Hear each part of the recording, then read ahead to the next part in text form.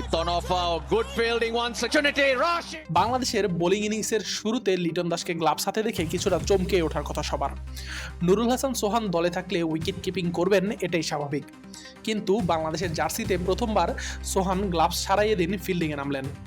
আর এই প্রথমটা সোহান স্মরণীয় করে রাখলেন ম্যাচের মোড় ঘোরানো একটা রান আউট করে। আফগান ইনিংসের শেষ স্বীকৃত জুটি ম্যাচ ছিনিয়ে নেবার পথে তখন। নুরুল হাসান সোহান দারুণ একটা সেভের পর উঠে দাঁড়িয়ে দুর্দান্ত থ্রোতে করিম জান্নাতকে আউট করে দলের জয় অনেকটা নিশ্চিতই করে ফেলেছেন তখন।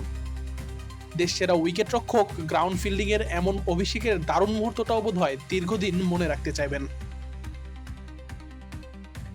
প্রায় ৩ বছর পর রঙিন পোশাকের দলে ফিরেছিলেন এশিয়া কাপের প্রস্তুতি পর্বের স্কোয়াডে।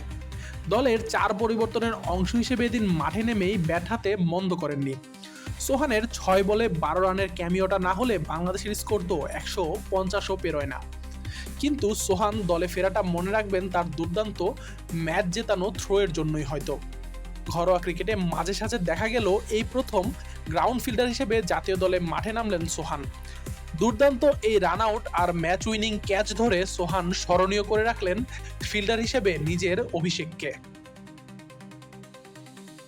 আফগানদের তখন ১৮ বলে ৩১ রান প্রয়োজন। দুই স্বীকৃত ব্যাটার রাশিদ খান ও করিম জান্নাত টিকে গেলে তা কঠিন নয় মোটেও। তখনই নাসুমের বলে করিমের কাভার ড্রাইভ দারুণ একটা ডাইভ দিয়ে আটকে দেন সোহান।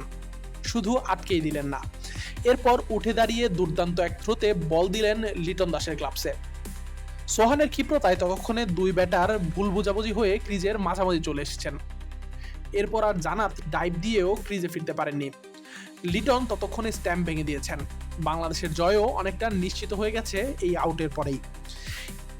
এরপর ইনিংসের শেষ বলে লং অফে আফগানদের শেষ উইকেটের ক্যাচটাও তালুবন্দী করেন সোহান।